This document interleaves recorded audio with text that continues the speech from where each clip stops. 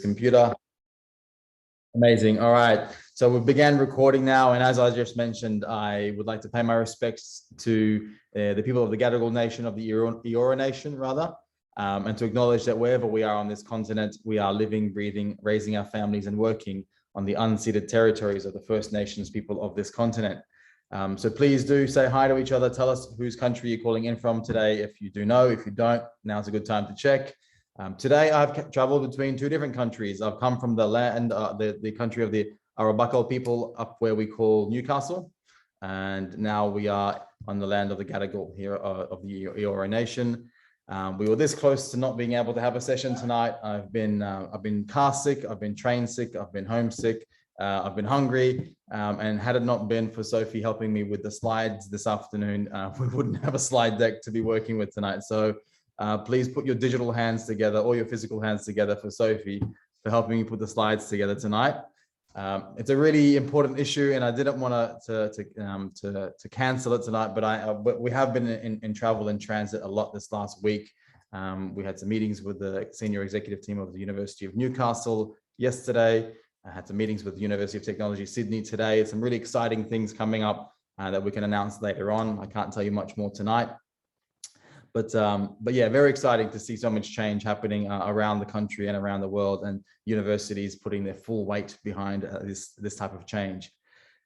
Tonight's session, we're going to be talking about health and health outcomes and disparity in health outcomes. It's a very complicated, complex issue with thousands of hours worth of conversations to be had. So I just wanted to preface that tonight, that we can't possibly go into as much depth as we would like with some of these issues tonight. We've got an hour and 15 minutes each week, but it's going to be a brief overview, and we're going to get to some really important conclusions and perhaps unveil some truths as well that will then help you go about your lives or your practice and apply a race equity lens wherever you happen to be.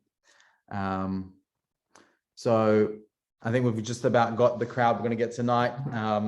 And I'll pull up the slides, which Sophie has put together for us tonight with my help while I was lying horizontal trying to get over my spinning head today. So hopefully everything's in order. If I can find them, my screen share won't let me. Let's see.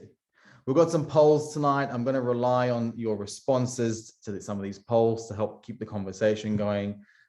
As always, I'm hoping the chat is busy and full. It always is. So I'm going to keep a special eye on the chat tonight when I ask questions to see what's going on in there. So do get comfy in the chat. I'm going to open this with preview because that works better with Zoom. And once it's open, yes, there we are. I can then try and screen share with you.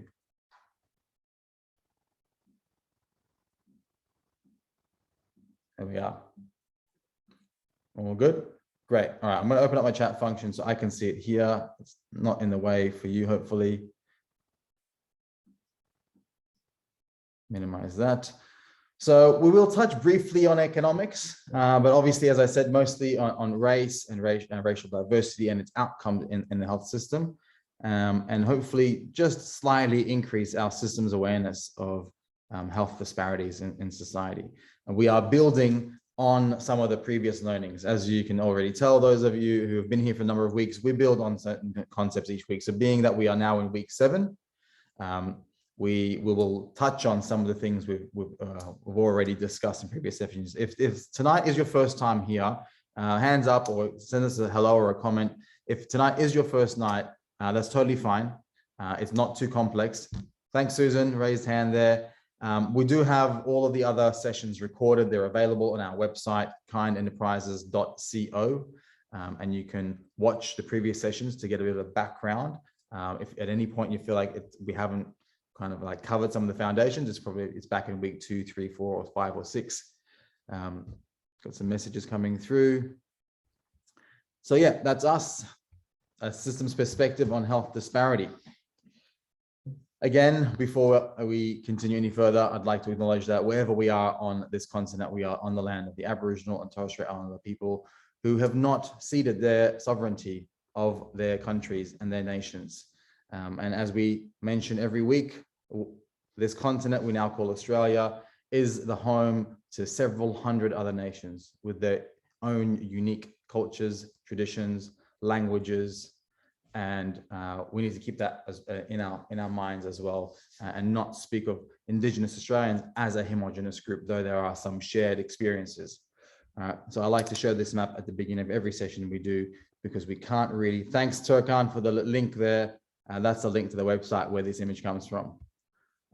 This is why I love the chat in these sessions. Everyone's so proactive with the conversations.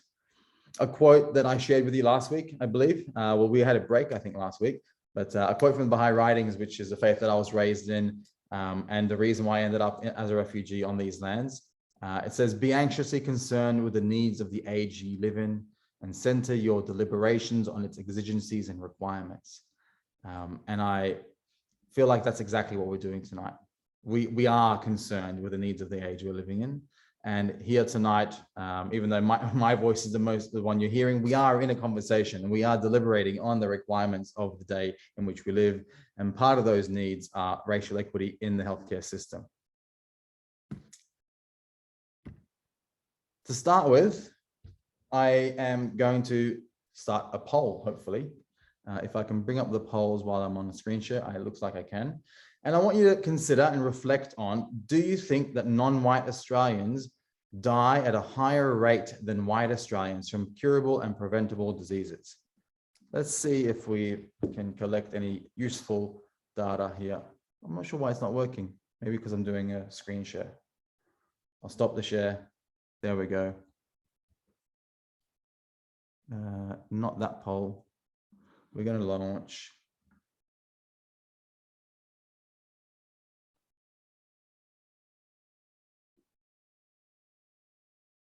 There we are. Okay. I'm going to launch the poll, and then Sophie's going to give me the nod to tell me it's live. Can you see it? Great. So have a reflect on that. Do you think non-white Australians die at a higher rate than white Australians from curable and preventable diseases? Anyone who's not sure, you can select not sure. Anyone who thinks no, you can select no.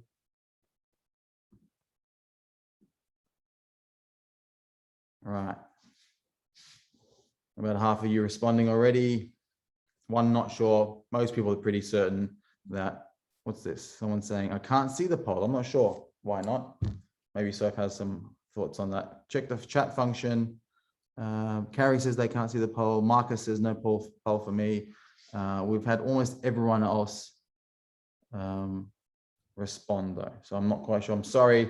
I'm not sure where to find your poll because I can't look at your screen. There's 3 people who can't see it apparently. We'll try and work out why, but maybe it's on your end. So maybe scroll through the chat, or maybe it's in a window behind the window you're looking at currently. So we've had about 81% of you participate, and I'm going to end the poll so you can see the responses now. We're going to have some more, so hopefully you can get that poll function working, Carrie, so you can participate in the next one.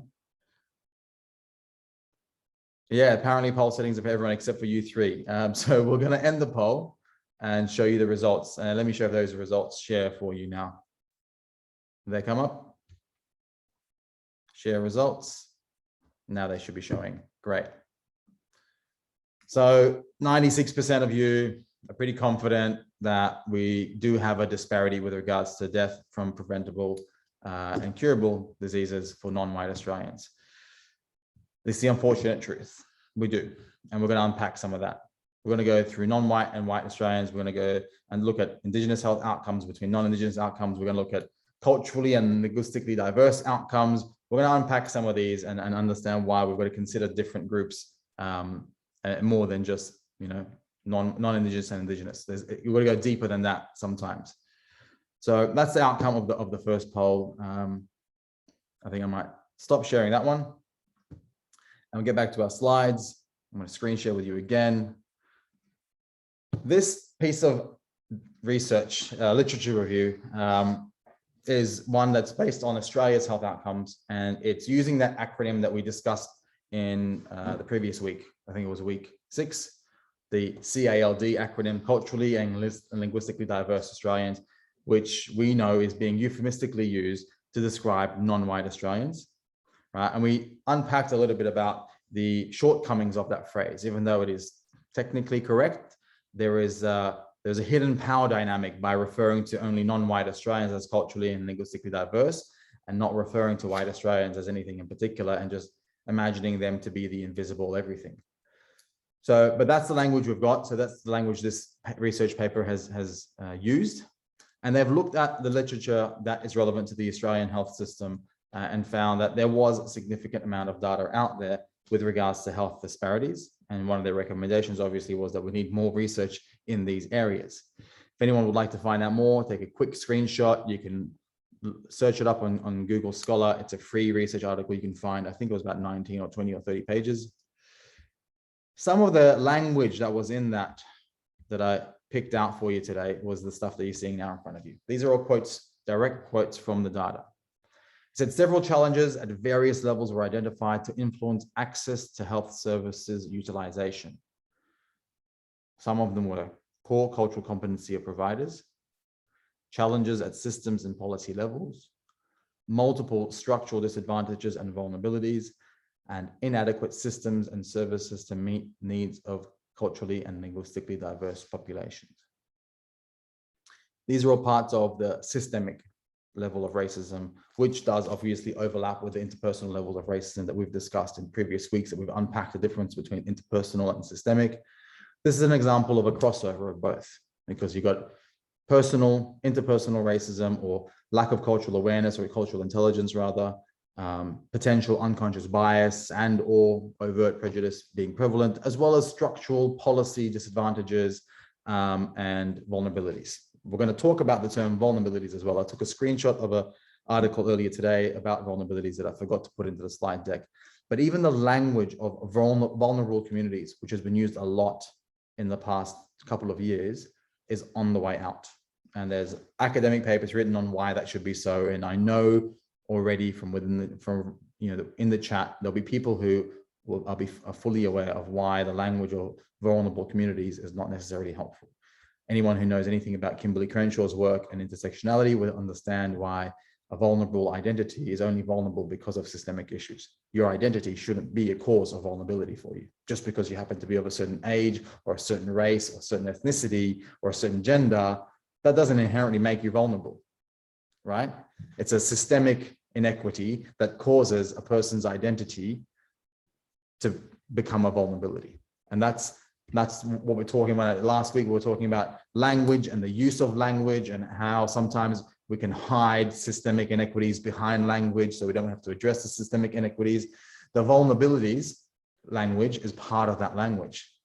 When we say vulnerable communities, we externalize the issue and we place the burden of responsibility or some form of invisible deficit on them, as if it's they're vulnerable, they're responsible for their vulnerability, or maybe we're responsible for their vulnerability, but we're still externalizing the issue, right?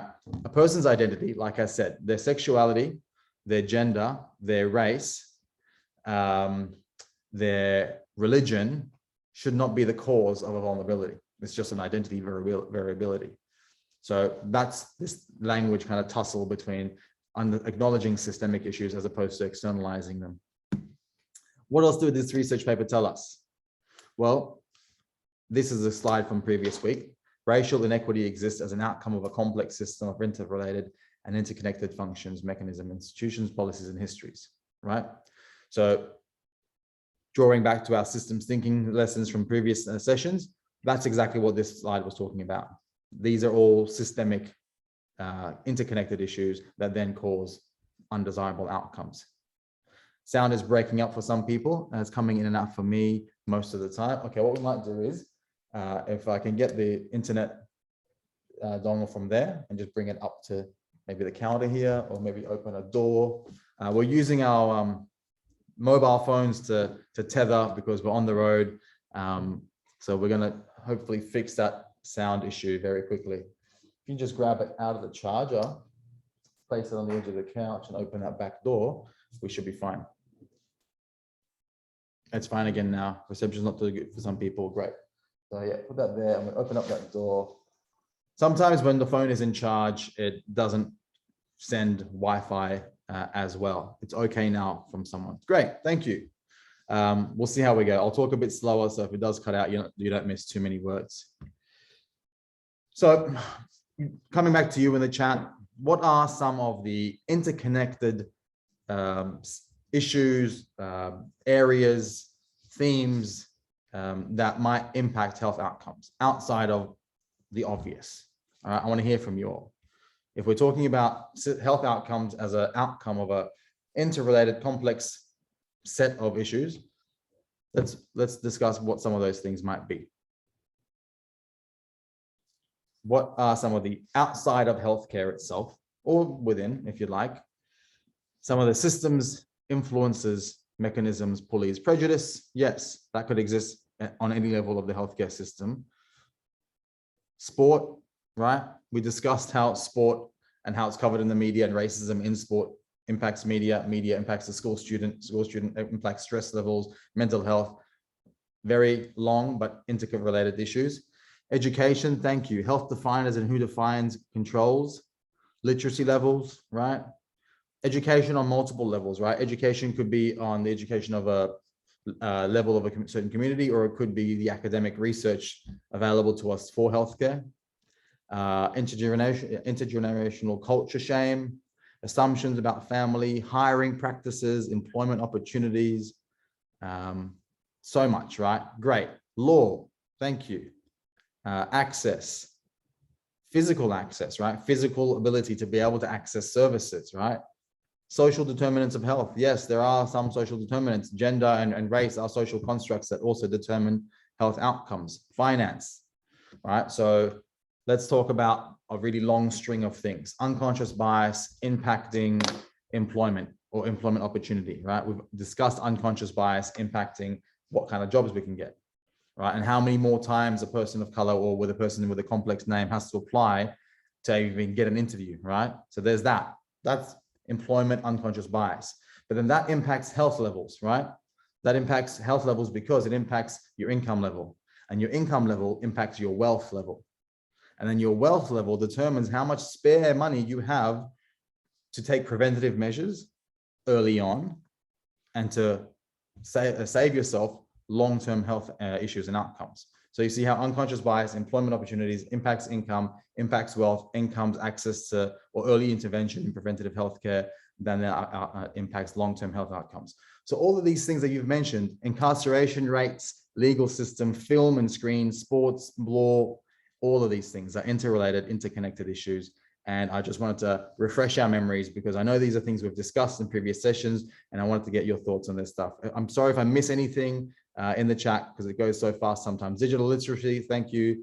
Colonialism, political systems, media, perfect. Great. So we've jogged that memory on systems and how they kind of interconnect and interrelate to one another. These are some of the ones I came up with for you, just in case the chat was deathly quiet, right? You've mentioned a lot of these things. Housing, politics, natural environment, economic policy, justice system, which impacts incarceration rates. Mental health is impacted by the justice system. Mental health then impacts physical health, right?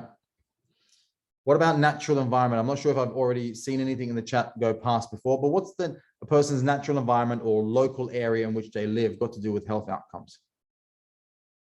Pharmaceutical design and its pathways. Thank you. That's there.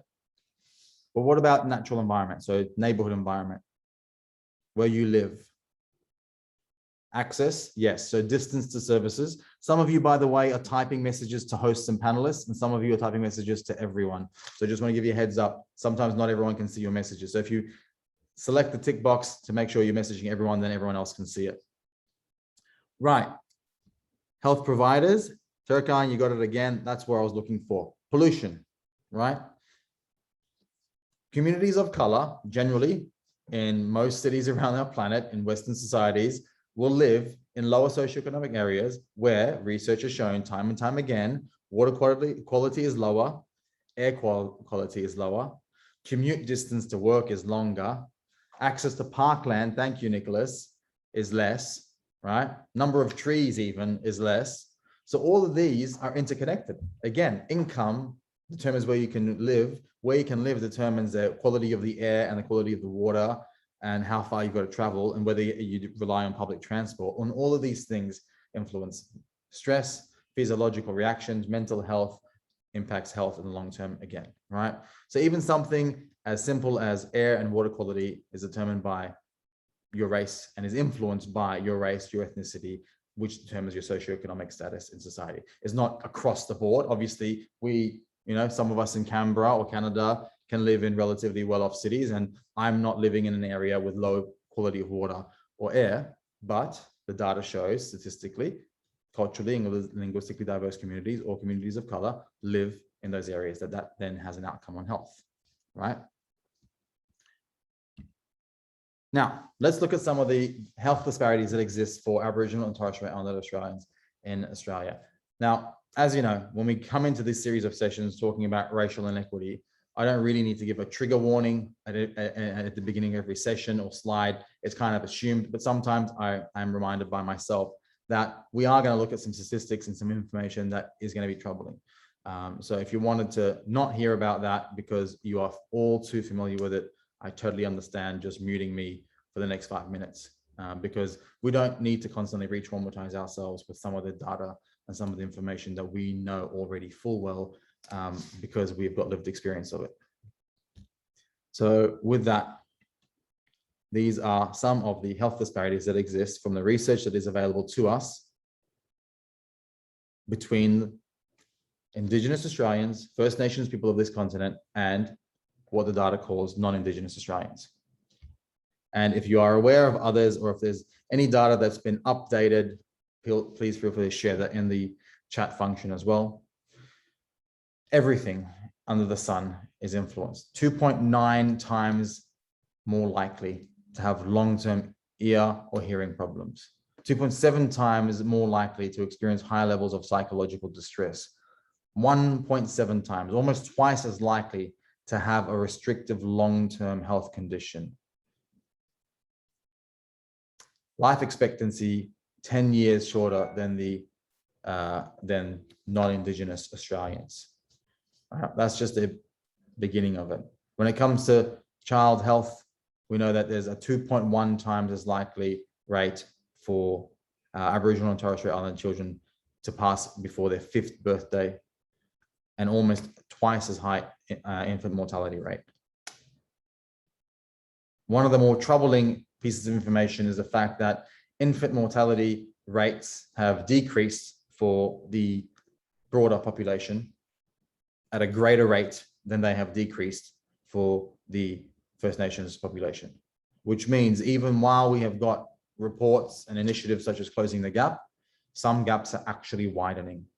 So infant mortality for the wider non-Indigenous community has decreased, and infant mortality for the Indigenous community has not decreased at the same rate. So some gaps are getting bigger as the years go by. So we're not only not closing them, we're actually getting further away from equity in some instances. This is one of the most troubling that I think about this maybe once a week. Almost half of Aboriginal men and over 1/3, which is almost half again, of Aboriginal women die before they turn 45 years of age. I want to let that sink in on us, and for those of you who are not Indigenous to this continent and are not a First Nations persons, to consider how many people you know who are above the age of 45, and then what you would feel like if almost half or a third of the people that you know and your friends and family would pass away by the age of 45. And to think and reflect on that. So when we go through life thinking everyone's basically got a clean slate and we've got the same kind of position, as long as you work hard, you can be successful in life, there are an infinite number of variables and conditions that we aren't even aware of that are causing grief, stress, restriction, discrimination, marginalization for various communities. And this is one of the most troubling that I think of on a regular basis. This is how far and how deeply unjust our society is. Suicide rates mentioned by Michelle as well, almost 3 times more likely to die by suicide, which is again interconnected with all the other things we've mentioned, from racism in the media to interactions with policing and justice system, to racism at school, to racism on the sporting field. So lack of opportunity, exclusion from society, marginalization, unconscious bias impacting employment opportunities, a whole range of issues impact dying by suicide. Danila is also mentioning incarceration, which we are going to get to as well. 17 times more likely. First Nations Australians are 17 times more likely to be arrested and incarcerated than non-Indigenous Australians. And when they are arrested or in custody or incarcerated, they are 16 times more likely to then die in custody. 11 times more likely to be denied bail for similar offences. 3 times more likely to not receive the required medical care they need when they are in custody. And then the number one reason for Aboriginal women who are at the highest risk of dying in custody, the number one reason for arrest was disorderly conduct. So I want you to now begin putting all of those bricks on top of each other, all of those gigantic pyramid bricks on top, and see how many of them you could potentially carry. Not only are you 17 times more likely to be arrested if you are Aboriginal or Torres Strait Islander, while you're arrested, you're 16 times more likely to be killed in custody. And why you are there is because you're 11 times more likely to be denied bail. And then while you're in custody, you're also 3 times more likely to not receive the basic healthcare you need. We had a recent Aboriginal man die in custody of an ear infection, something as simple as that, because they did not receive the required medical care they needed. And then the number one reason that they're there was for disorderly conduct. As a society, we can't be proud of anything while this is the state of affairs on this country, on this continent, of the actual First Nations people of this continent. There's nothing we can be proud of. No social cohesion, no multicultural society, no wealth, no contributions to discourses, no carbon emissions reductions, no technologies, no hills hoist that we invented or Wi-Fi that we invented. There's nothing that we can be proud of as a nation whilst this is the case of everyday life. No individual accomplishment that any one of us has achieved is worth a grain of sand when this is the context within which we achieve that. Because that's just one snapshot of one area of life on one single slide of 5 different points that shows the gross disparity, the immense weight and barriers to simply existing as a First Nations Australian. So that's the context of this conversation around racial equity and health, because we can't ignore that. You can't have any conversation around healthcare for culturally and linguistically diverse Australians if you're not aware of those statistics and facts and keeping up to date with that as well. And then we have what we discussed the other week, the culturally and linguistically diverse populations, which generally they don't include First Nations data in that, right? Because it's a very different group, and it basically means non-white migrants to this country. And the research paper that I showed you earlier, right, the one that I suggested you take a screenshot of, these are also some facts from that one. The first one says, yes, thank you, Saskia, as well. There's the collective health, transgenerational trauma as well. And Carrie, thank you. It's not just Australia, right? It's all over the settler colonial world and other parts of the world, Canada and the Americas, Australia, the UK. So this slide here is a quote from the research paper, the literature review that I shared with you earlier. And it says half of the first or second generation Australians have a parent born overseas. 1 in 5 Australians do not speak English at home, and nearly 2 in 5 Australians aged below the age of 65, or greater than 65 rather, belong to culturally and linguistically diverse populations. Now, some of the more recent data that we know, because that's from 2016, the recent census tells us that some of these are changing even then. By 2022, 46% of Australians have at least one parent born overseas. 1/4 of Australians are first-generation immigrants to this country. And the more recent data says that it's more than 1 in 5 Australians, but in fact, 27%, edging towards 1/3 of Australians, do not speak English at home.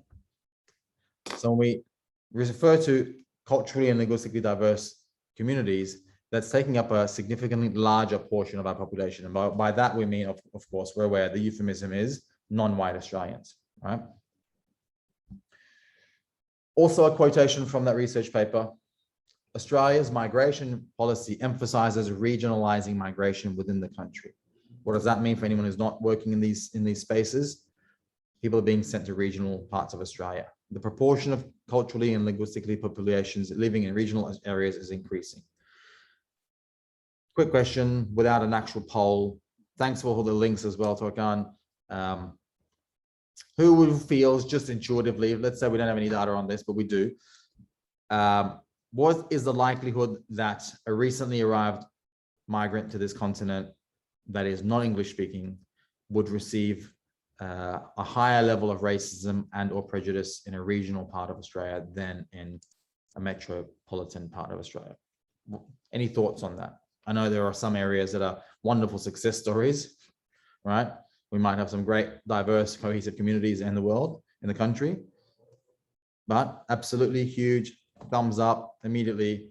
We know intuitively there's probably a greater likelihood of experiencing racism in a regional area, whether it's at school or on the sporting field or in healthcare. Oh, for sure, they will be more exposed to more. Thank you, Jules. Right. So not only do we know there are, on average, healthcare disparities, but now our immigration policy is emphasizing regionalization of migration without yet quite having solved the health disparity issue and knowing that the health disparity issue is probably already greater in regional areas. So this is where policy, bad policy compounds upon bad policy, compounds upon bad policy to create even greater disparities in outcome. All right, so if you want to start talking about the solutions, well, solutions exist in policy design and including people of non-white Australian backgrounds in that decision-making process, in the design of research before it's even conducted, because how much of our research is conducted on or of non-white people, but not by them. So just a quick question for us to consider. This is another one of those heartbreaking, if not infuriating, findings of this research. And again, it's a direct quote. In the early years of post-migration, culturally and linguistically diverse populations have relatively better health, physical health, often referred to as the healthy migrant effect, than their Australian-born counterparts. They have lower rates of all causes of mortality and potentially preventable hospitalizations. I know we've got a pretty switched on group of people in this chat, so I'm going to throw this to you. What are your initial reactions to that? I read that out to a colleague at the offices, at our high resolves offices here in Sydney today, and my colleague audibly gasped at that, at the language that was used in that first paragraph. And I want us to reflect on not just what it's saying and how it's saying it, but the true significance of what's being said here. In the early years of post-migration, so in the first couple of years of people migrating to Australia, those who are non-English speaking, non-white backgrounds, they actually have better health than the average population of Australia. And they refer to that as the healthy migrant effect. That language truly infuriates me. Like my blood is boiling, my face is turning red just thinking about that language. Exactly, racist much? So rather than talking about it as the systemic racism in healthcare effect, they call it the healthy migrant effect. Now, this data is not just about recent migrants as opposed to, long-term intergenerational migrants. It's literally saying recent migrants have got better health and lower rates of mortality than the average Australian person. And rather than saying we've got a systemic healthcare issue, they call it the healthy migrant effect because their diets are perfectly fine for them, right? Their social determinants work perfectly well for them. Their language and their culture was not an issue for them. It is arriving here that they are faced with gaslighting. Thank you, Edward. Gaslighting, doublespeak, healthy migrant effect is a very convenient way of saying we're going to put the problem on the shoulders of that person who is already oppressed and experiencing disadvantage. And we're going to analyze this issue through the lens of deficit and externalization and white supremacy and patronizing, condescending research papers that try and put the issues on the shoulders of the person who's already experiencing marginalization. That's the kind of language that we need to remove from our lexicon, from the discourse of race, equity, from the discourse of health, from the discourse of migration and settlement. This is why I spent a whole session last week talking about labels like culturally and linguistically diverse, because it continues to externalize issues. It continues to render invisible whiteness and to not take responsibility for systemic issues of inequity.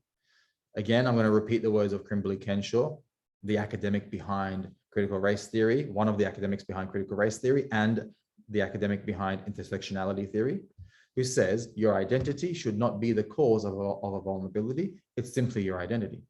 If a variable in your identity is causing you to be vulnerable, then that's a systemic issue and it's not inherently a problem with you. That kind of language we need to get used to speaking. We've just discussed that. I'll put that slide in there. Why do we call it healthy migrant effect? Because it helps us conveniently deflect the issue and the blame onto someone who's already experiencing disadvantage and not have to reflect on ourselves as a nation, as the systems and the institutions that form this country. And how can we do better? Well, I just briefly explained that as well. It's about the language, because the language allows us to frame the conversation. And once you've set the parameters for the conversation, then you can research as intensively, as vigorously as you like. But once you've set that framework, you're only going to look for what you're looking for already, which is how can we find an issue within this community? How can we, how much of the percentage of the healthcare outcomes are because of language barriers? How much of it is because of their diet? How much is because they drink alcohol? Because you've already set the parameters. But once you remove those parameters, and you're actually, let's stop using that language of culturally and linguistically diverse. Let's broaden the lens. Let's stop looking at it just Indigenous and non-Indigenous. Let's count white Australians, right? Once you remove those parameters and you start looking at it through a different lens, you realize actually we can find other bits of information that we weren't able to find with our previous perspectives. What else? Here's another question that I wanted to ask of you. Were non-white Australians at a greater risk of dying of COVID? And I'm going to create a poll for you. And I've created a poll for you rather. I'm going to pull that poll up. Stop my screen share. Launch the poll. Hopefully, for those of you who didn't work last time, it works for you this time. It's working for everyone. Great. Now, again, I've intentionally changed the language of culturally and linguistically diverse. What I mean is non-white Australians, because that's what we mean. What was the percentage difference between culturally and linguistically diverse mortality rate and white Australian mortality rate? Let's see. We got about only 17% have responded. It's a pretty wide range of numbers there, so you can have any sort of guess, and I've made it wide on purpose. Let's see. Yeah, 2/3 of you responded. And we know this data exists across the world for Black communities in the United States, or non-white communities in the United States, or Asian American communities in the United States, or in the UK, or in New Zealand, or in Canada, for Indigenous people versus non-Indigenous people, right? All of this exists in the world. We've just got to Google it. And it took me all of about an hour and a half to 2 hours to prepare tonight's session. That's all the time I had in between meetings and travel and Zoom meetings. So I found all of the information for tonight's session in about 2 hours today. And we've had about 73% participate in the poll so far. I'll give you a couple more seconds, anyone who's making it in their mind, and I'm going to end the poll any second because you can't see the results yet, can you? No? Okay, great. A couple more coming through. Very good. All right, I'll end the poll and share the results now with you. And I want to hear your thoughts on the results. So I'm going to be looking at the chat. Anyone, it's a pretty even spread from 12% selecting 20% difference to 12, 19, 19, 8%, 23%, and 19%. Any thoughts on the results of the poll? It's pretty broad, so obviously everyone's kind of having a guess. No one's really, we don't have a strong indication within the group of what the answer actually might be. I'm assuming that a very small percentage would have been aware of this, and that small percentage of people who already know this information are the ones who selected 3 times more likely. So the health disparity in Australia, as well as other parts of the world, is so great that the difference between how likely you were to die of COVID as a non-white Australian or culturally and linguistically diverse Australian was 3 times as much. That's unjust, unfair, and unacceptable. Obviously, if you were to look at the mortality rate of Indigenous Australians as opposed to non-Indigenous Australians, again, the rate would have been probably even greater. So for all of us on this call tonight, there's quite a number of you. Reflect on that, knowing that how traumatic this last couple of years has been for us, from lockdowns to great distances, not being able to see families for long periods of time, to losing friends and loved ones over the last 2 years. Then imagine knowing that because of the color of your skin, you're actually 3, 4, or 5 times more likely to lose a family member because of something like COVID. It's just one thing, right? But then those disparities exist right through, from heart disease to dying by suicide, to all forms of other preventable, incommunicable diseases, non-communicable diseases. Right, so I'm gonna stop sharing that. The chat's going pretty fast. I think I might have missed something here. All right, back to my screen share. So yeah, 3-fold higher mortality rate among culturally linguistically diverse groups than the general population. But again, that's a really broad stroke, right? If you go cold communities and general population, but if you actually granulate that data further and go Aboriginal population, Torres Strait Islander population, various ethnicities, and then white Australians and British Australians and New Zealand Australians, then the data will tell you a lot more. But that is quite crude, it's quite broad, it's broad strokes. Yeah, it tells us something, but there's a lot more there that we could have known had we collected data a bit more effectively. What this tells us is that it's not just cultural barriers, is it? It's not just about recent migrants having issues settling into the country, right? Because oftentimes we like to think it's because of the language barrier, it's because of the fact that they're still learning how to, navigate our healthcare system or settle into the country, etc. But that previous stat that I shared with you had nothing to do with recent arrivals or intergenerational migrants, someone who's been here for 3 generations or 2 generations or 2 months. It was across the spectrum. In fact, the unfortunate truth of our healthcare system is that if someone's arrived within 2 years, they're probably more likely to survive COVID because their health is better than those migrants who have been here for longer than 2 years because of the healthy migrant effect. So this is pointing towards broader systemic issues. So I can't say data around ethnicity was not collected till way later, exactly. And then, of course, another piece of data was that people with low wealth status have a higher burden of disease. And I don't probably need to dissect that much for you either, right? We're probably all fully aware that income impacts wealth, wealth impacts health, right? Some of those things included from this research paper, the focus on managing day-to-day tasks, such as working and living conditions rather than healthcare.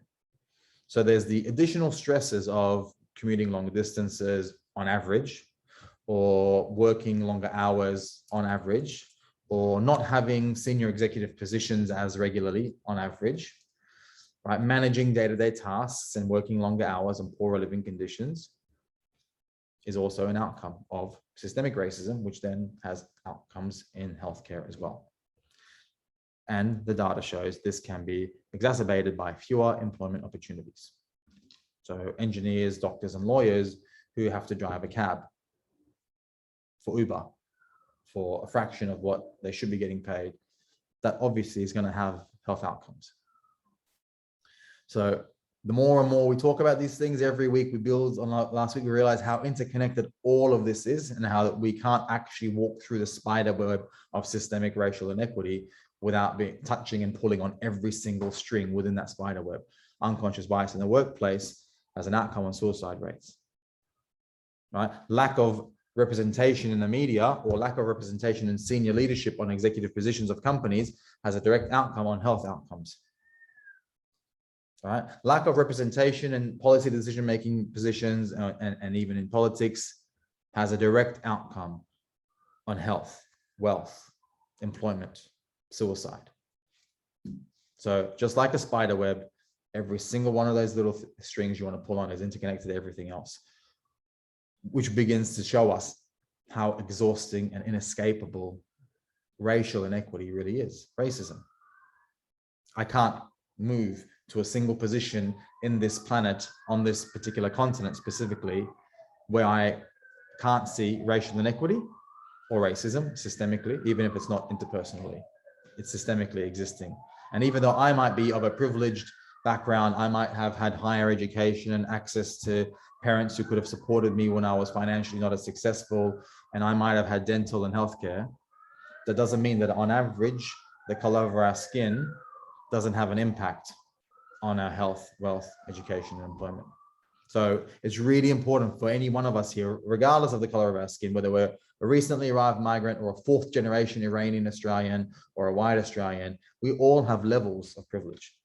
And myself, as a first generation Iranian, born in India, Australian, I can't rest on the fact that, oh, well, I seem to be okay. And I've got access to healthcare and I can do these things and everyone should, because we might be anomalies within the data set. We might be on the one end of a data set, but on average, we've got to look at the data that we can collect and realize that actually we do have systemic inequities, and I might not be represented within that piece of data. I might be on a slightly higher end, but we're still socially responsible for these. We've unpacked this one already. People from cold backgrounds can be exacerbated by fewer employment opportunities. Why? Because of systemic racism, unconscious bias, employment, all that sort of stuff. Now, this is a little infographic series of 3 images that I've created to help unpack this as well.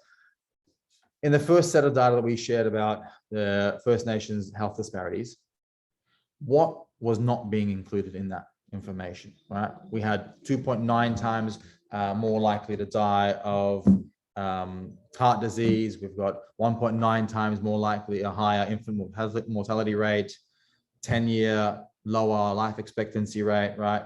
Between Indigenous and non-Indigenous Australians. But what are we not talking about when we talk about the Indigenous health gap in Australia? Who are we not talking about when we talk about the Indigenous health gap in Australia? I'll give you a moment to think about that. What and who are we not talking about when we share stats about the disparity in health outcomes for First Nations Australians? Katrina, the white system that creates this, yes, okay, so that's one thing.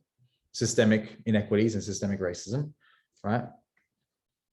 White outcomes, yes. White Australian outcomes, yeah. And who else?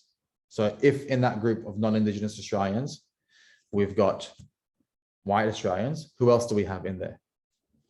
We've got Indigenous Australians and non-Indigenous, but in that group of non-Indigenous, we've got white Australians and who? Exactly, diverse communities, right? The non-Indigenous, non-white, thank you, right? The culturally and linguistically diverse communities, right? Now, what do we know about those communities? What do we know about the non-Indigenous, non-white communities, the culturally and linguistically diverse communities? What do we know about their health outcomes?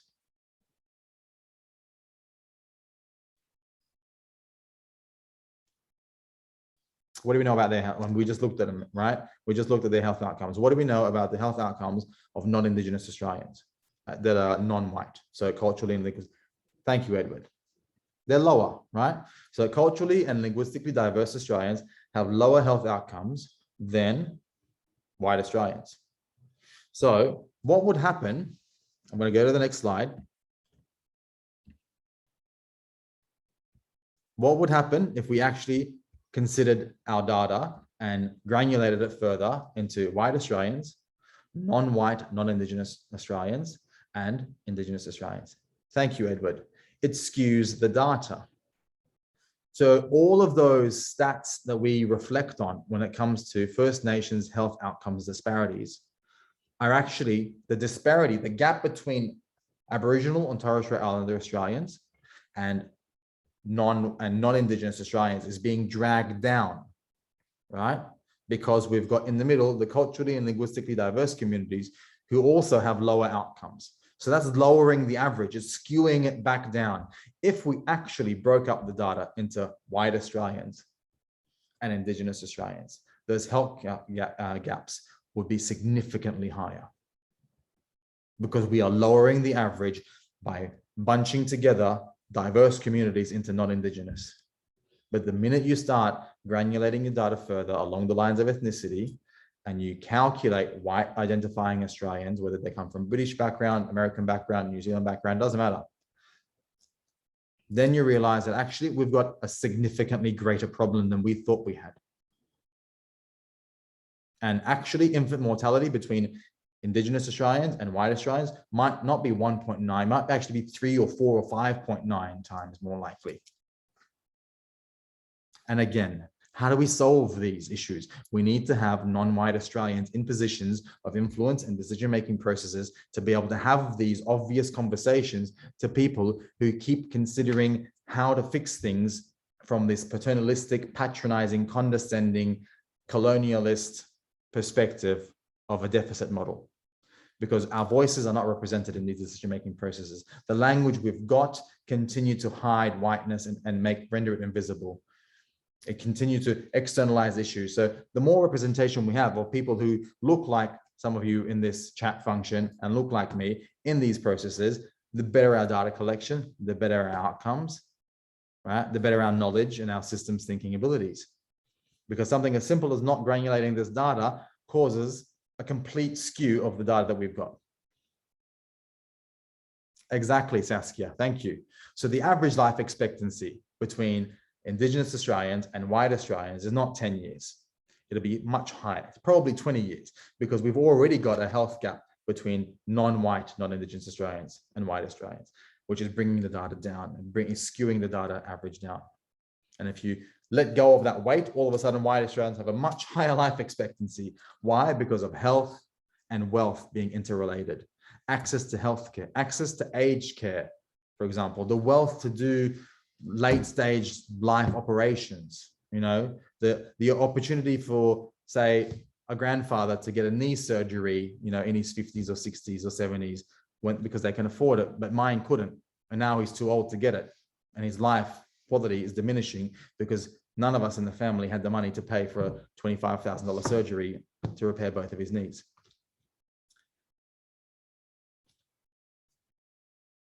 Or the great luxury of resting. Thank you, Katrina, right?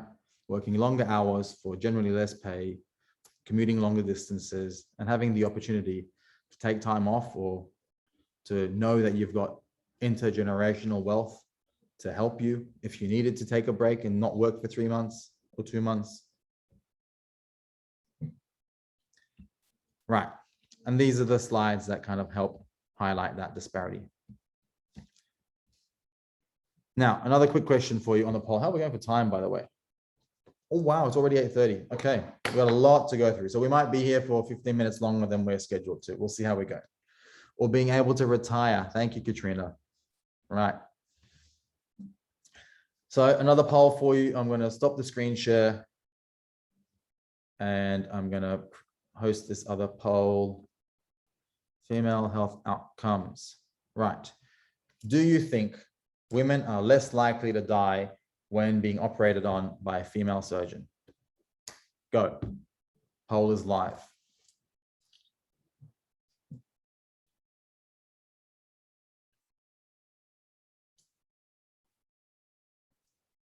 Couple people not sure. Got a few yeses. I've got one no. Let's go. We've got two no's. What do you think? Do you think women are less likely to die when being operated on by a female surgeon? Messages, what's coming in through the chat? Edward says yes. If you can't see the poll, then yeah, actually, if you can't see the poll, then just throw your answer in the chat. We've had about almost 80% of you participate in the poll so far, so I reckon that's about as many as we might get. We got one more come through just then. Okay, great. So I'll share the poll results with you. Carrie says yes. Rashini says not sure. I'm not sure why the poll's not working for you, Rashini and Carrie. But yeah, we've got a couple of yeses and a not sure in the chat as well, which will affect the data a little bit. So I'll end the poll for you. Share the results. You know, 2/3 said yes. 1/3 said not sure. And 7% said no. But by and large, it's obvious that most people think that women are less likely to die when being operated on by a female surgeon. Now, I'm on my phone and the poll is on the bottom right of my Android screen. Okay, thanks, Edward. That might be one of the reasons. Same with pharmaceuticals. Thank you. Right? Pharmaceuticals as well. They're designed for certain body types, for certain body shapes and sizes and all sorts of stuff. I want to ask you to reflect on something. The way I wrote that question in the poll, it says, do you think women are less likely to die when operated on by a female surgeon? Right? Now, what if I asked you, do you think women are more likely to die when operated on by a male surgeon? Do you notice how different that feels? Do you think women are more likely to die when operated on by a male surgeon? I don't know. For me personally, it's terrifying. And I'm not even female. That sounds really terrifying. Because when you ask it like this, are women less likely to die when operated on by a female surgeon? You're like, oh, that's great. We should increase the number of female surgeons and make sure that, you know, there's greater representation and that, you know, we help young women get through medical school or whatever it is, and we can improve health outcomes for women. That's great, right? But it's softening the language. If you actually talk about it like, do you think men are more likely, women are more likely to die when being operated on by a male surgeon? What does that tell you? What does it tell you by just simply switching the language? That's what I want to talk about. We'll talk about why the disparity exists, right? We'll talk about that in a second. But I want you to, if you feel like it, in the chat, tell us how that comes across different. Are women less likely to die when operated on by a female surgeon, or women more likely to die when being operated on by a male surgeon? What are your thoughts? Katrina says, again, it's flipping that is used to hide who is doing the damage. It is such a common tactic. Thank you. Right? So, insidious and internalized sexism. Thank you, Emily. Yeah, that's it. So immediately when you use the correct language and you say women are more likely to die when being operated on by a male surgeon, what you're doing there is you're highlighting the issue, right? The issue is sexism within the healthcare system, predominantly within male surgeons. The fact that a disparity exists means there's a disparity in service, there's a disparity in experience, there's a disparity in outcome, and you're naming the person responsible or the component within the system that's responsible or the area within you should be looking at least. But when you name it as if it's women are less likely to die when operated on by a female surgeon, then what you're doing is you're saying, oh, we should empower women to become more surgeons. That'll help improve their outcomes. And you're not actually addressing the initial problem, which was male surgeons. And not just male surgeons, the academic research that supports them, which was done on largely male bodies, the pharmaceutical industry that supports them, that was designed by and for male professionals, right? the entire system of misogyny and sexism, right, that influences us consciously and unconsciously to act in sexist ways, whether we're school teachers or surgeons, right? It's all in the language. Thank you, Turkan. So when I rant on about the language we use about diverse communities and migrant communities and Indigenous communities, and why don't we talk about white Australians, any white women in this chat right now who are on this session, on this webinar, who are watching tonight or watching the recording later on, if you can identify with and feel deeply the difference between saying women are less likely to die when operated on by a female surgeon, and you can feel the difference when I say women are more likely to die when operated on by a male surgeon, when you notice that difference viscerally, like actually that scares me, then that's why we need to use correct language when it comes to talking about racial equity and acknowledging the system, rather than perpetuating sexism and racism by the language we choose to use or choose to not use. We're only just scratching the surface, by the way. We could speak for years on end about this stuff, and we've got an hour and a half tonight. That's all we've got, right? And all it takes for you to find out more about this stuff is type into Google Scholar, health outcomes for women, improvements of health outcomes by female doctors, anything. You can literally Google it or Google Scholar it, and you come up with articles like this, backed by plenty of research that tells you women are less likely to die when operated on by a female surgeon. Why? Why are they?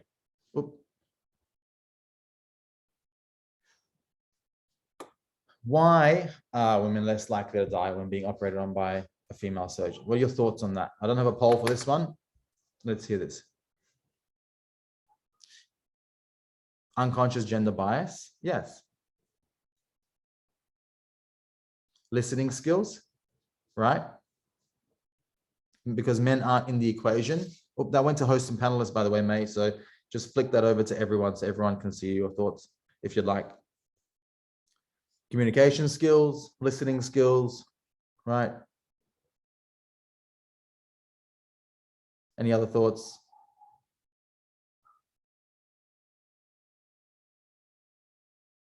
Gaslighting, right? These are some of the screenshots of articles I found for you. Thanks, May. Yeah, that's to everyone now. Dismissal of symptoms, right? And it's so deeply ingrained, so systemic that, as you can see in the one on the right-hand side there, even women doctors find their symptoms aren't taken seriously by male doctors. They're qualified professionals who know health in and out, just like their male colleague, but their symptoms are being dismissed, gaslighting, right? There's literal data to back this up. Here's some of the other data on another screenshot that we've got here, right? Women have to wait 33% longer than men in ER. Women show different symptoms to men for the same health issue, right? But what have we got? We've got a healthcare system where the research is conducted, framed by men, generally conducted on men, and the symptoms that they are trained to look out for are for men, and men of a certain ethnic background. So women will present themselves and the symptoms they're presenting don't match up with what the doctor is trained to look for. It says, no, you can't possibly be about to have a stroke, or you can't possibly be, about to have a heart attack or whatever it is, because your symptoms don't match up with what I'm looking for, because they're trained to look for what the symptoms should look like in a male patient. But what about the pain tolerance? I mean, how many of you have watched videos about the difference between male and female pain tolerance, right? All right, some of them can be quite hilarious, but unfortunately, the outcomes aren't hilarious, right? So if a female patient presents and says, I'm experiencing moderate levels of pain in this area of my body, and it feels like this, that registers as a moderate level of pain on a male doctor's brain as what they think is moderate. But what a female patient is telling you is moderate is likely in a higher level of pain than what a male is used to. So there's all sorts of issues. Some of them are systemic, unconscious bias. Some of them are mistraining. Some of them come from research that needs to, a lot of that needs to be redone or done more diversely or more inclusively. And we need to have a gender equity lens. In the same sense, we need to have a race equity or cultural intelligence lens on some of the health outcome issues that we've got.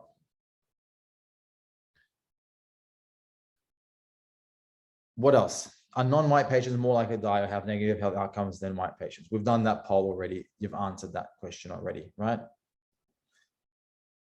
Just to give you an example of how easy it is to find content for sessions like this. That's a literal screenshot of me at 5:21 this afternoon, 2 hours before our session, of me searching in Google, Black doctors and Black patients. That's all I had to search for, right? And the data comes up. Articles, you can do it in Google Scholar. You can scroll down and not just find 1 or 2, but 10 or 20 different articles from different years of research. Black men seen by Black doctors agreed to more invasive and preventative services than seen by non-Black doctors, right? That's just one example. I'm gonna keep the chat open so I can see what's going on here.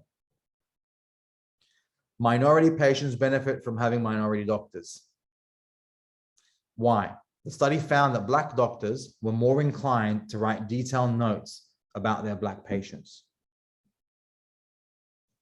And white doctors are more inclined to take detailed notes on their white patients, but not their Black patients. They take less notes.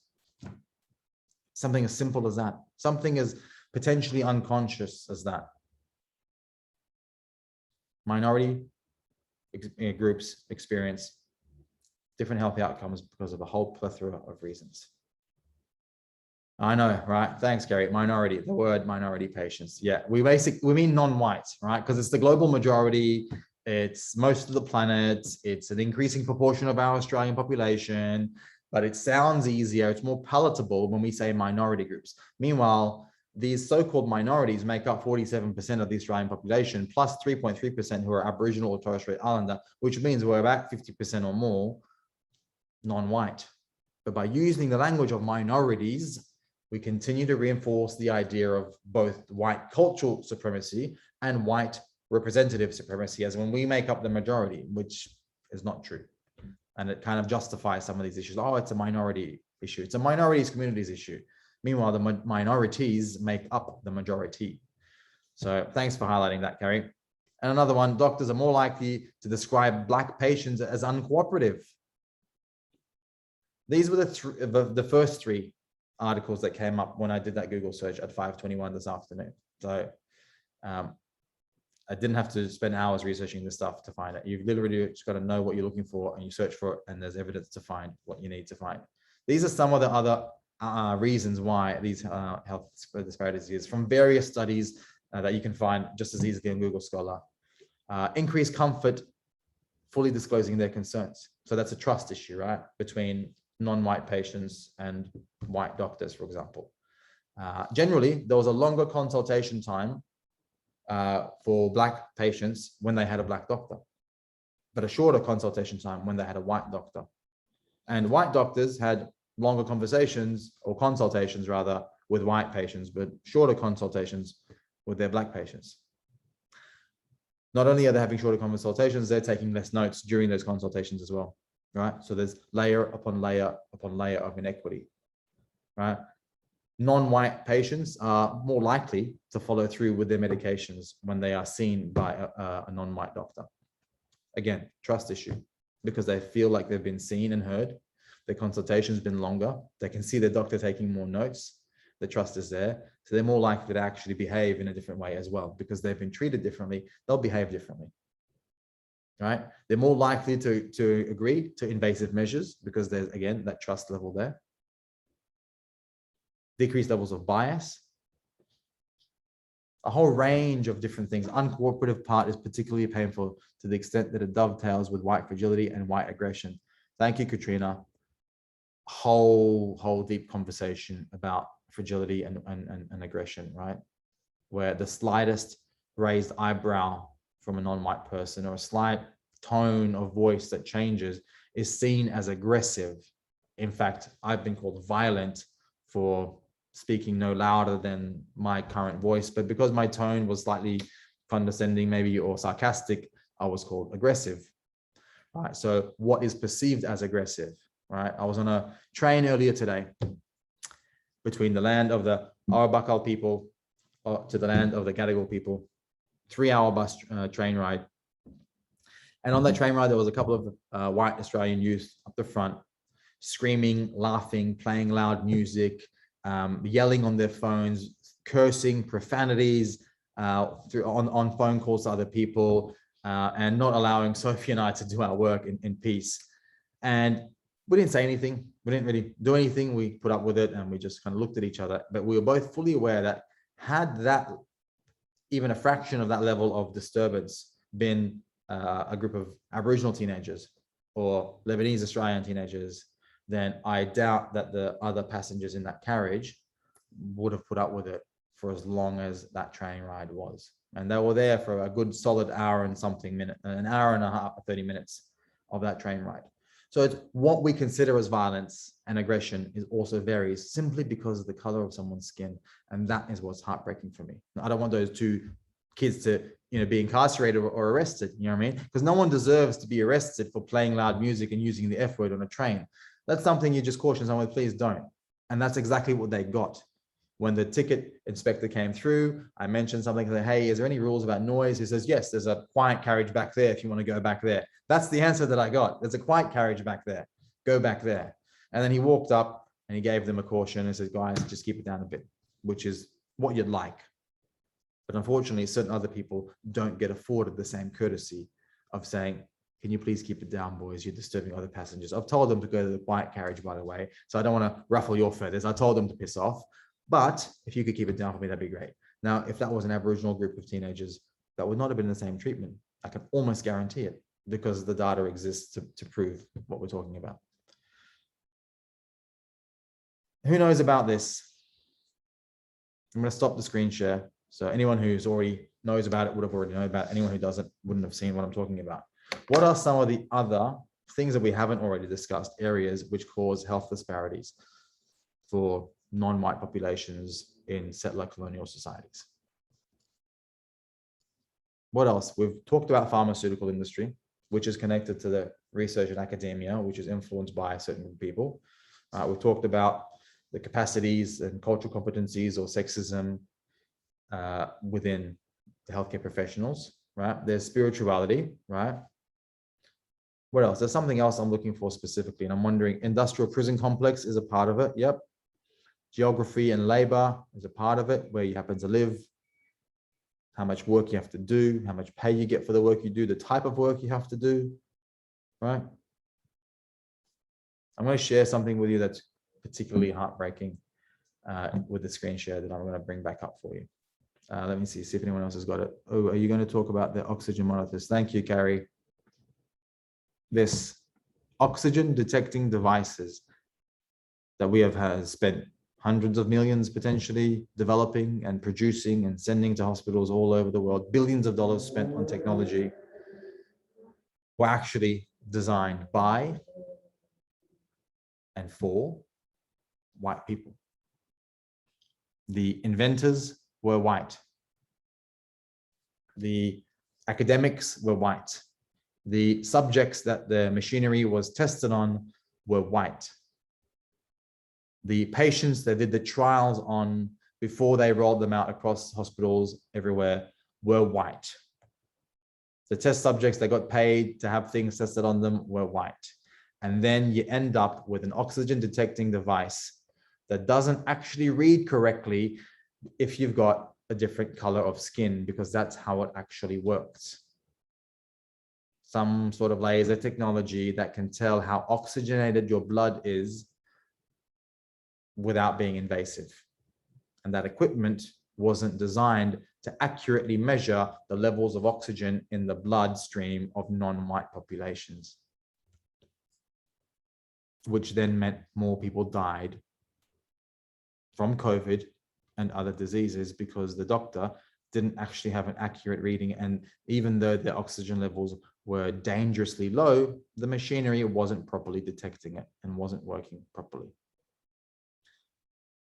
So when I use the word exhausting and inescapable, you're beginning to see the extent of it when we layer on all of these various issues everywhere you go, from the hospital to the court to the train station.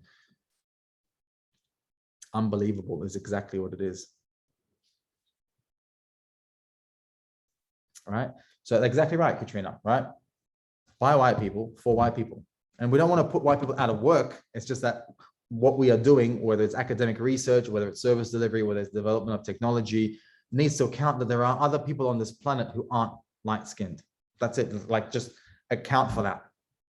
There are non-light-skinned people on this planet who also need healthcare, and perhaps allow them to exist in technology industries and in senior management of companies and in policy decision-making processes. There's no escape.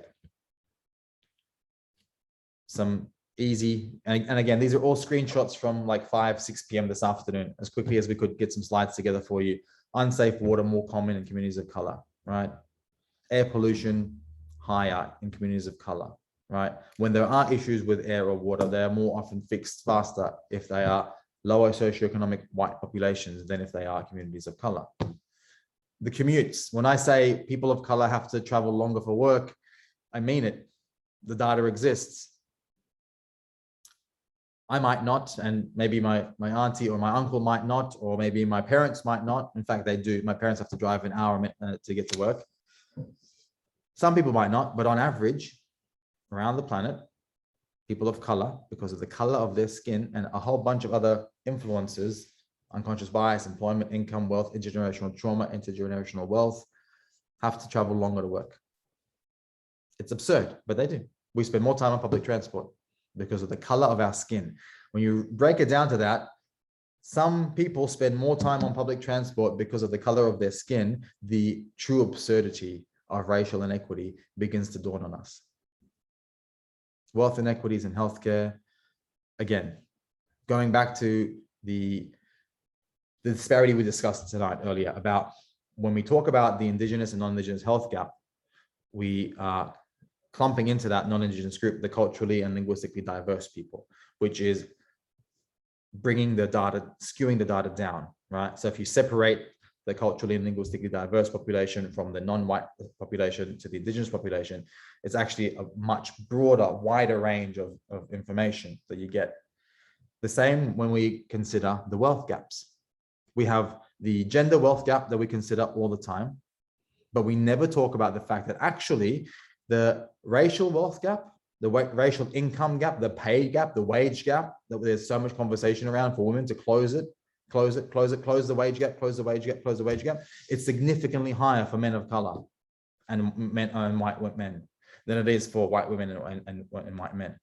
The wage gap we talk about is this average kind of wage gap, but white men and white women actually get paid much closer together. And if you begin to aggregate, collect that data across the lines of ethnicity, the gaps are much bigger. So even the Indigenous wealth gap or the Indigenous income gap, because you've clumped together all non-white, culturally and linguistically diverse people into the non-Indigenous category, the wealth gap between white Australians and Indigenous Australians is actually significantly higher. But because you've lumped in culturally and linguistically diverse populations, you're bringing the average down, which makes it look like, oh, it's only a 47% difference, which is what that screen was saying. Am I right? Did I guess that correctly? What was the disparity there? 60%. So the wealth gap between Aboriginal Australians and Indigenous and non-Indigenous Australians is 60%, but that's counting all non-Indigenous people together. Again, data collection. We're going to get to the end of it. What can we do? Obviously, there's thousands of hours of work to be done, but understanding why what exists, why it exists, and having the courage to speak about these things in the areas that we need to be is part of the solution. We can't probably solve these things in a 30, 40, 1 hour, 2 hour session, right? But these are some of the things I'd like for you to be aware of. Acknowledge that research is conducted on certain ethnicities by certain ethnicities to meet the needs of certain ethnicities, and that health academia requires diversity, not just in the subject matter, right? Because if we continue with the same hegemonic power dynamic and begin conducting research on non-white populations as white people, we continue the same power dynamics, right? The health professional, professor, author, academic Chelsea Watergo tells the whole country that as an Aboriginal woman, as Aboriginal people, we have been studied to death, literally and metaphorically studied to death, because there is this insistence that we know what's best. We will study this group of people and we'll come up with solutions for them. But when you do that, when not white Australians or white Americans or white people in general continue to do these sorts of things, is how we come up with the language of what was at the beginning? The healthy migrant effect. You can tell who came up with that language immediately because of what it's effectively saying. So we actually need to diversify who's able to conduct research, who's able to set the parameters of research, not just who the research is on. And that determines the pharmaceutical industry as well. There's disparities in empathy and outcome that we have to acknowledge, right? So if we want to talk about reducing health gaps, it's not just about language barriers, cultural barriers, diet barriers, or drinking alcohol barriers. It's not just about that. Those things do have an impact, but we have to acknowledge that the research exists, as I showed you so briefly tonight, that disparities exist with empathy levels, trust levels, consultation length, amount of notes taken, all sorts of things that exist. So if that exists, then we need to have a deeper conversation around unconscious bias training and anti-racism training and cultural intelligence training, because it's not just about diet and language barriers. That's really colonial. It's really like 1900s kind of type thinking, right? Revise data collection methodologies, categories along which we collect data, granulate that further, analyze that further, allow non-white academics and data analysts to have a say in what's being collected and how it's being collected and how it's being analyzed, because we can give you insights that others can't. So how we collect data then influences policy, and policy influences experience, and experience within the healthcare system determines outcome. So data and how we collect it, just like a language, has an influence. So let's fix our language. Let's fix our data collection. Let's have deeper conversations between, of the connection between employment, income, wealth, and health. Those four things, employment opportunities, income disparities, which lead to wealth disparities, which leads to health outcomes. We have to have, as a nation, as policy advisors, as leaders in our sectors, whether we work in media, whether we work in academia, we have to have longer, deeper conversations about the interrelationship between these, because unconscious bias or racial discrimination is not just someone telling you to F off back where you came from. It has deep, lifelong impacts like the ones we've been unpacking over the last 7 weeks. The elimination of the externalization of social inequities. That's what we've been talking about, right? The language we use that renders invisible one group and looks at another group as a deficit or as an empowerment case, right? The language of empowering people or vulnerable communities, we need to fix that stuff real quick, because for as long as we do that, it's still the same condescending, patronizing, superiority deficit kind of model of looking at things and trying to solve problems. So that's part of the solution as well. This means moving beyond this language of culture, diet, and your resettlement issues being outcomes of employment or health disparities, and having deeper conversations about the systemic nature of these things. And that requires the diversity of senior leadership in healthcare, the diversity of health professionals, doctors, surgeons, specialists, and decision makers in healthcare, in education, in media, right? When we talk about diversity matters, or when we talk about media diversity in Australia, or when we talk about diversity in governance and representation, it's because of these. Oftentimes when people are like, oh, it's just another woke agenda of, giving away jobs of white men to women of color. It's a land grab in the corporate space. It's not. It's about real life outcomes when it comes to health and wealth and education, incarceration, deaths in custody. That's why representation matters. It's not just a woke agenda of trying to ruffle someone's feathers. There are life and death outcomes every single day. Someone is dying, whether it's because they were beaten to death in incarceration, whether they didn't get the healthcare they required, whether it was by suicide, or whether it was by a shorter life expectancy. There are people dying every day of the week because of these lack of diversity within decision-making processes, within senior leadership of organizations, within healthcare, within education and media. That's why it's important. It's not just a woke agenda to, add some color, a splash of color to our organizations. There are serious systemic issues we need to address. And part of that means allowing professionals who are non-white to exist in certain spaces that have been predominantly of one demographic. So that's my conclusion, like my 5-6 quick points. But obviously we covered the whole range of different things in a very short period of time. And I really wish we had more time, but I'm hoping I packed enough into that. Really grateful for the chat contributions as well. I'm really loving seeing so many familiar names coming back week after week. Again, the recording is up. So anyone who missed the session who you think would appreciate this, if you work in any of these areas of settlement, healthcare, education, do send through the links and invite them to join us next week and the week after and the week after that. Thank you again for joining me tonight.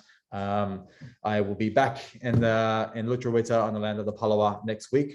And I look forward to seeing you then. I haven't decided what we're going to talk about, but if you keep an eye on your emails, I will tell you what next week's topic is going to be.